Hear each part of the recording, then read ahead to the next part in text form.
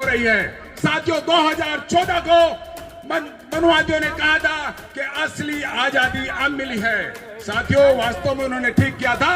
हमें जो राजनीतिक आजादी 1947 में मिली थी, 2014 में फिर से हमें राजनीतिक गुलाम कर दिया है। आज हम राजनीतिक और सामाजिक तौर पर दोनों प्रकार से गुलाम हैं। साथियों, बाबा साहेब भीमराव अम्बेडकर जी वकील साहब और बहुजन समाज में जन्मे सभी महापुरुषों को कोटि कोटि नमन करते हुए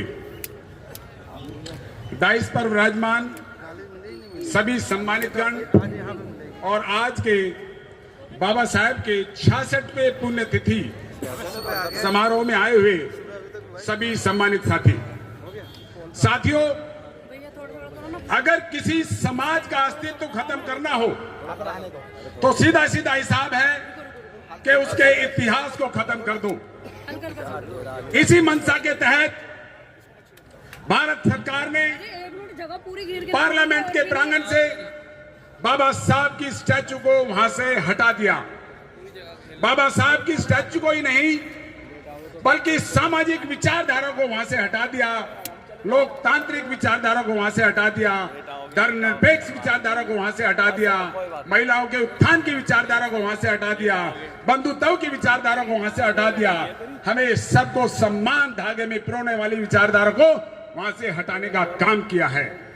साथियों, मौजूदा सरकार को, मनुवादियों को ये दुख होता था, उनके पेट में दर्द होता था कि जहां पर बाबा साहब की स्टैचू लगी थी, देश विदेश से वहां पर लोग आया करते थे 14 अप्रैल और 6 दिसंबर को, और वहां से प्रेरणा लेकर के जाया करते थे और अपनी मेमोरी को फ्रेश किया करते थे। वो उनको बड़ा दुख होता था, दर्द होता था कि बाबा साहब के इतिहास का, बाबा साहब के संविधान का प्रचार, बाबा साहब की विचारधारा का प्रचार जन जन तक पहुंच रहा है, इसीलिए उनकी विचारधारा ना फैले, बाबा साहब की स्टैचू को वहां से हटाने का काम किया। साथियों, आज जो मनुवादी लोग ये देश पे काबिज हैं, अनडिक्लेयर्ड मनुस्मृति देश में लागू हो रही है। साथियों, 2014 को मनुवादियों ने कहा था कि असली आजादी अब मिली है। साथियों, वास्तव में उन्होंने ठीक किया था। हमें जो राजनीतिक आजादी 1947 में मिली थी, 2014 में फिर से हमें राजनीतिक गुलाम कर दिया है।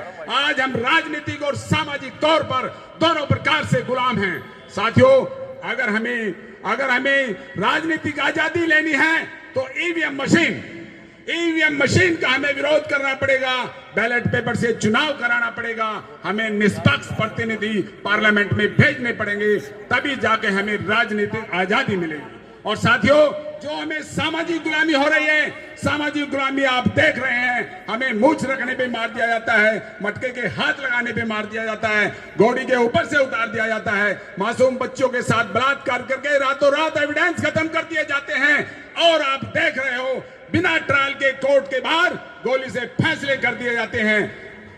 बिल्किस बानो के केस को आप जानते हैं। बिल्किस बानो के अपराधियों को, जो गैंग रेपिस्ट थे, उनको नेक चलनी के उस पर गुड कंडक्ट के ऊपर रिहा करके माला पहना करके उनका स्वागत किया गया था। साथियों, आप देख रहे हैं कि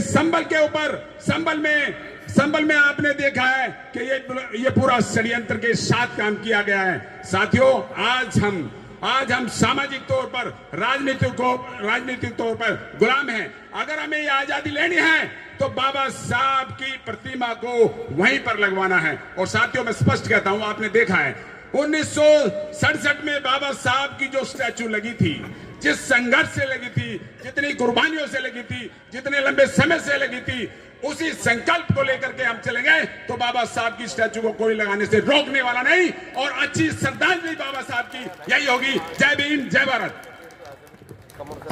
हमारे बहुत ही वरिष्ठ और सम्मान योग डॉक्टर